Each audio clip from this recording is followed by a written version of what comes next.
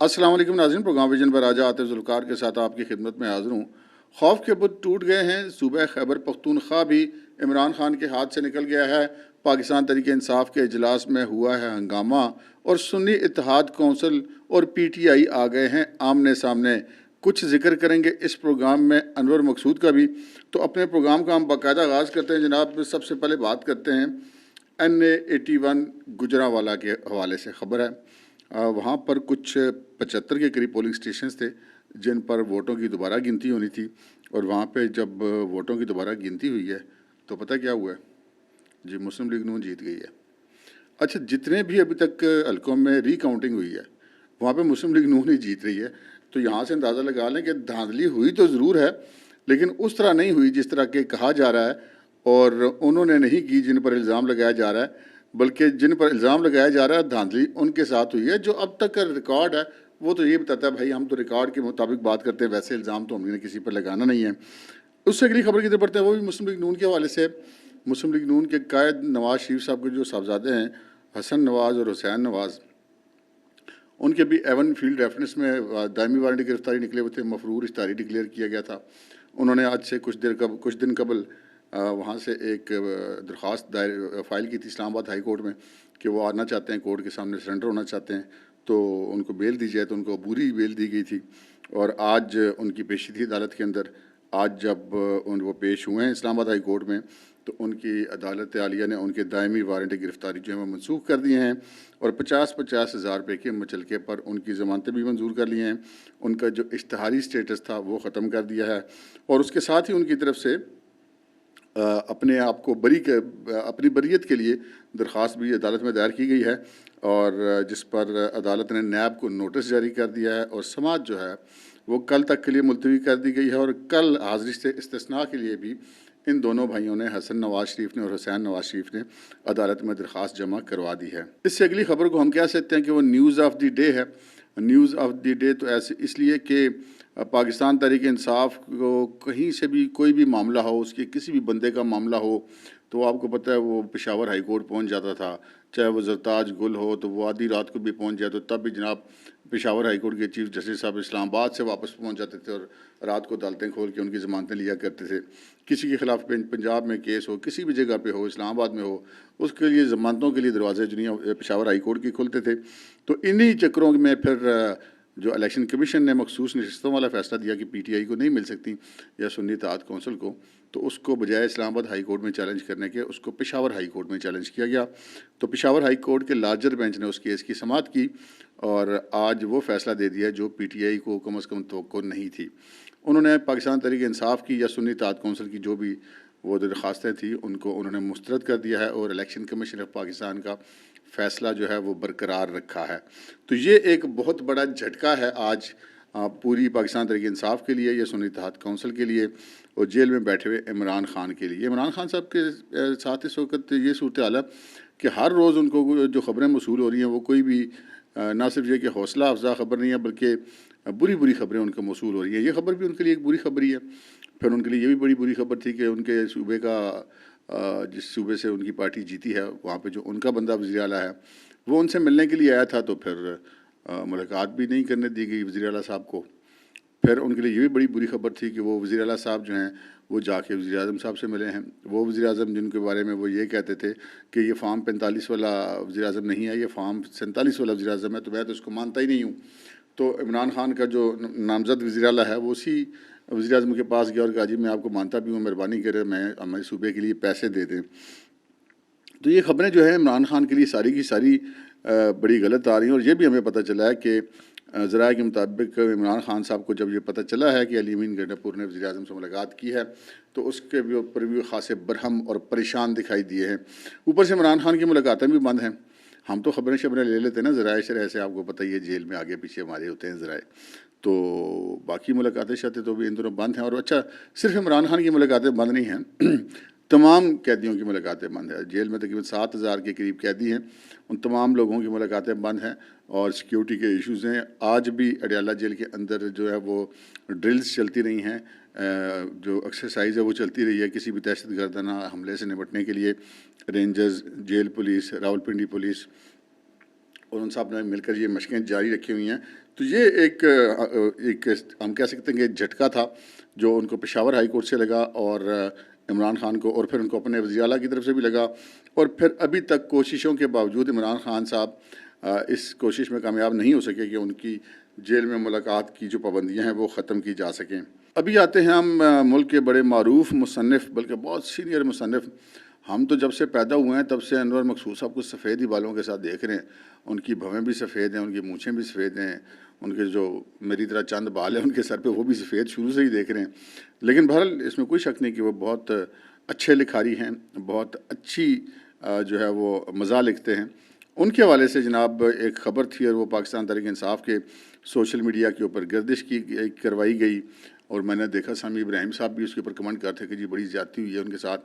تو خبر یہ پھیلائی گئی تھی کہ جی انور مقصود صاحب جو ہیں ان کو کسی نے اغوا کر لیا ہے۔ مبینہ طور پہ الزام ان کا حکومت کی طرف تھا یا سرکاری اداروں کی طرف تھا، اور اس کے بعد ان کے اتنے بزرگ آدمی کو بڑی بری طرح تشدد کا نشانہ بنایا گیا ہے تاکہ انور مقصود کی زبان بند کی جا سکے، اور یہ ہو اور وہ ہو۔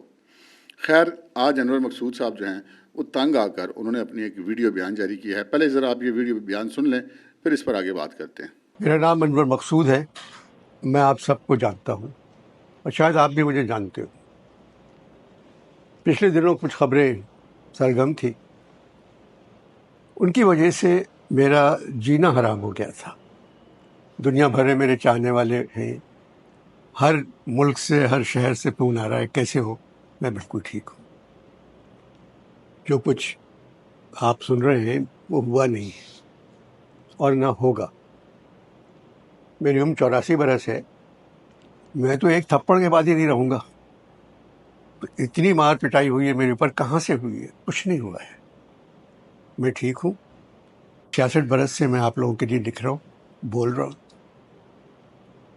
مجھے اپنے سپاہیوں سے محبت ہے جو سرحدوں پر ہم لوگوں کی خاطر جانے دے رہے ہیں۔ یہ سب کچھ میں کسی کے کہنے پہ نہیں بول رہا ہوں، یہ اپنے دل سے بول رہا ہوں۔ اور یہ فون ہے میرے پاس، اس میں کیمرہ بھی نہیں ہے، تو کہاں سے میں ٹویٹ کروں گا؟ میرے 42 اکاؤنٹ چل رہے ہیں میری تصویر کے ساتھ جو کہ جعلی ہیں۔ میں نے سب سے کہا، ایف آئی اے والوں سے کہا، پولیس والوں سے کہا کہ بھائی ان کو بند کروا دیں، ان کا ہم نہیں کر سکتے بند۔ جب تک میں ہوں میں پاکستان کے لیے اور آپ کے لیے کام کرتا رہوں گا۔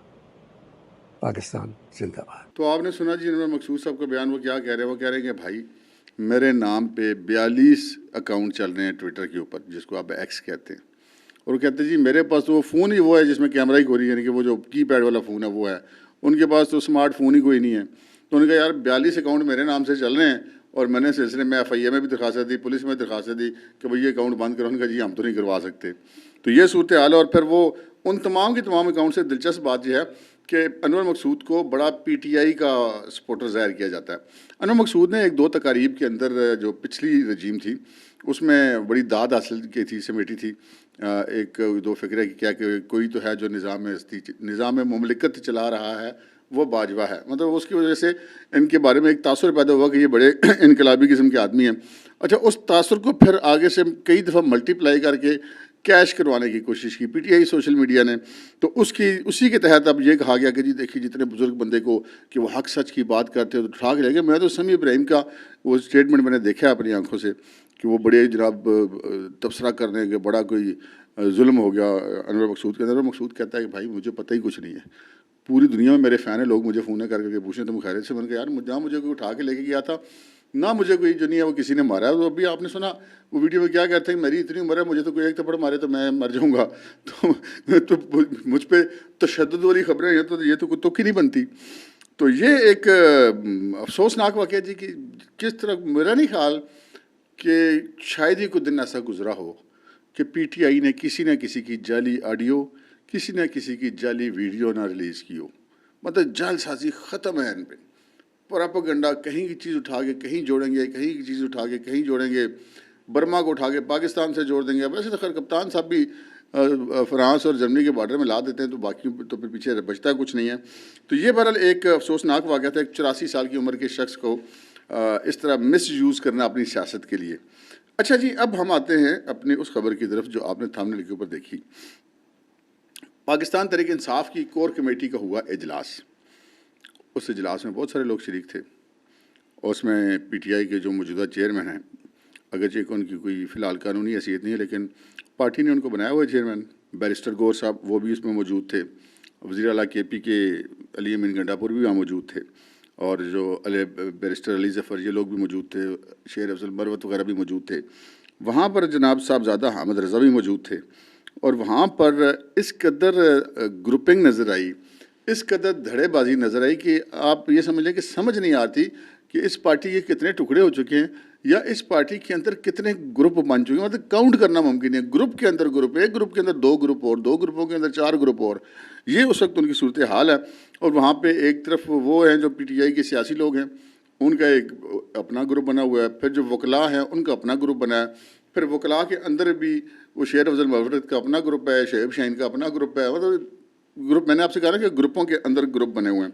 اچھا، وہاں پر جناب جو صاحبزادہ حامد رضا صاحب ہیں، سنی اتحاد کونسل والے، جن کی پارٹی میں پی ٹی آئی کے تمام مزاد اراکین شامل کروائے گئے اسمبلیوں کے اندر، انہوں نے اپنا رونا رویا، انہوں نے کہا جی جو میرے ساتھ وعدے کیے گئے تھے وہ پورے نہیں کیے گئے ہیں، میری پارٹی جو ہے وہ ہائی جیک کر لی گئی ہے، میری پارٹی کا نام استعمال کیا گیا ہے، اور میرا نام استعمال کرتے ہیں، اور مجھے ہی میری ہی پارٹی یعنی کہ سنی اتحاد کونسل کے اجلاس میں بلایا تک نہیں جاتا۔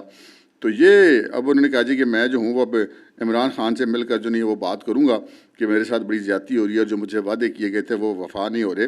اس پر ان کی جو تلخ کلامی ہو گئی مبینہ طور پہ علی امین گنڈاپور کے ساتھ، شیر افضل مروت کے ساتھ، اور کچھ دیگر لوگوں کے ساتھ، جن کا یہ کہنا تھا کہ جی آپ کو تو مطلب ان کے جو مفہوم تھا کہنے کا وہ یہ تھا کہ آپ کی حیثیت ہی کیا ہے، آپ کی تو ایک پارٹی بھی نہیں تھی قومی اسمبلی کے اندر، آپ کی تو پارٹی کا مردہ گھوڑا تھی، ایک بندے کی پارٹی تھی، آپ شکر کریں کہ ہم نے آپ کی پارٹی کے نام کو اڈاپٹ کیا ہے، تو اس وجہ سے آپ کی جو نہیں ہے وہ تھوڑی سی ویلیو بن گئی ہے، آپ تو اکیلے آدمی کی پارٹی ہے، اور ہمیں جو آپ کی وجہ سے اس سے شرمندگی ہوئی ہے کہ آپ کی پارٹی میں ہم شامل بھی ہو گئے ہیں، اور ہم جناب مخصوص نشستیں بھی نہیں حاصل کر سکے ہیں۔ تو یہ پھر مطلب ان کا آپس میں وہاں پہ اچھی خاصی بتایا گیا ہے کہ تلخ کلامی ہوئی، جس کے بعد اس تلخ کلامی کے نتیجے میں صاحبزادہ حامد رضا جو ہیں وہ اس پی ٹی آئی کی کور کمیٹی کا اجلاس سمجھ لیں یا کہ سنی اتحاد کونسل کا اجلاس سمجھ لیں، وہ اس اجلاس کو چھوڑ کر وہاں سے چلے گئے۔ اچھا، پھر اس کے بعد یہ معاملہ بڑھا، اور معاملہ اب یہاں پر پہنچا تھا کہ ہر گروپ یہ چاہتا تھا کہ جو سینٹ کے انتخابات آ رہے ہیں اس میں وہ یعنی کہ سنی اتحاد کونسل جو پی ٹی آئی کا حمایت یافتہ امیدوار وہ بنے۔ ہر بندے کا یہ خیال تھا کہ وہ جو ہے اس کی زیادہ خدمات ہیں پارٹی کے لیے، اور ہر بندہ یہ کہتا، اس کا یہ کلیم ہے کہ اس کو جو بانی چیئرمین ہے جو جیل کے اندر قید ہیں اس کو ان کا براہ راست اعتماد حاصل ہے، تو لہٰذا اسے جو ہے یہ پارٹی کی طرف سے سینٹ کا ٹکٹ ملنا چاہیے۔ تو یہ سینٹ کے ٹکٹوں پر ابھی سر پھٹول نہ صرف ہو رہی ہے بلکہ آگے مزید بھی ہونی ہے۔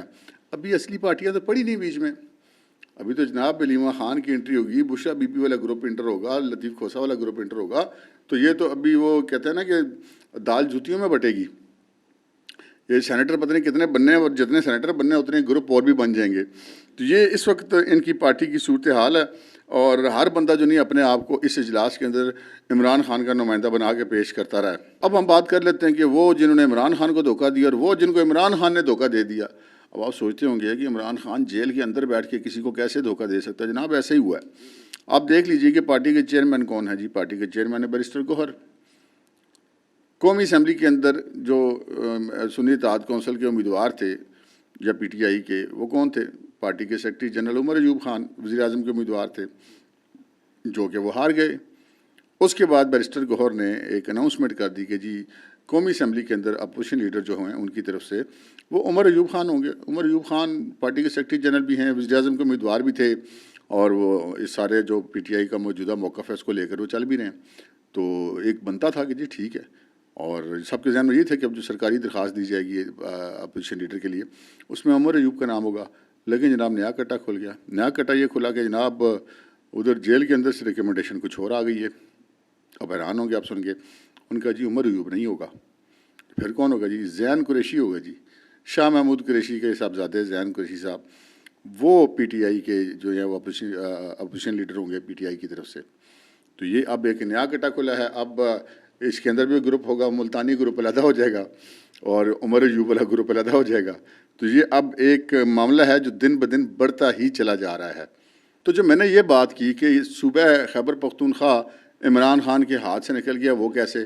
بھائی آپ تو سوچ رہے ہوں گے نا وہاں پہ تو کلین سویپ کیا ہے، وزیر اعلیٰ ان کا ہے، سب کچھ ان کے ہاتھ میں ہے۔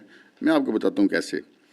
ایک تو جو پشاور ہائی کورٹ سے ان کی توقعات تھیں وہ آج ان کی بری طرح مجروح ہوئی ہیں، کیونکہ توقعات جو ہیں وہ ان کی آئینی اور قانونی نہیں تھی، وہ عمران دارانہ توقعات تھیں جو پہلے پوری ہوتی رہی ہیں۔ تو پہلی بار ان کو یہ توقعات جو ہے وہ پوری ہوتی ہوئی نہیں نظر آئیں۔ کیوں نہیں نظر آئیں یہ میں آپ کو اگلی خبر کے ساتھ جوڑ کے بتاتا ہوں۔ اگلی خبر یہ ہے کہ جو علی امین گنڈا پور صاحب ہیں ان کے بارے میں پتہ چلا کہ وہ جو وزیر اعظم شہباز شریف سے ملے ہیں، ان کو مبارکباد دی ہے اور ان کو سارا کچھ برا بھلا کہنے کے باوجود اب انہوں نے کہا جی آپ آئیں صوبے میں آپ کا استقبال بھی کروں گا اور میں آپ کے ساتھ مل کے چلنا چاہتا ہوں۔ ذرائع کہ یہ کہنا ہے یہ سب کچھ انہوں نے عمران خان کی پیشگی اجازت یا اطلاع یا مرضی کے بغیر کیا ہے، جس کے نتیجے میں عمران خان صاحب بجے غصے میں بھی ہیں۔ تو اس کا مطلب یہ ہے کہ یہ معاملہ تو گڑبڑ ہے۔ اب ذرائع کہ یہ کہنا ہے کہ علی امین گنڈا پور سے ان کے اپنے کسی ساتھی نے پوچھا کہ جی یہ جو آپ پی ایم سے ملنے جا رہے ہیں یا ملے ہیں یہ خان صاحب سے پوچھا آپ نے؟ تو اس نے مبینہ طور پر علی امین گنڈا پور نے کہا کہ صوبہ تو حکومت تو میں نے چلانی ہے نا، عمران خان نے تو نہیں چلانی۔ تو اس کا مطلب ہے عمران خان کے ہاتھ سے تو بات نکل گئی۔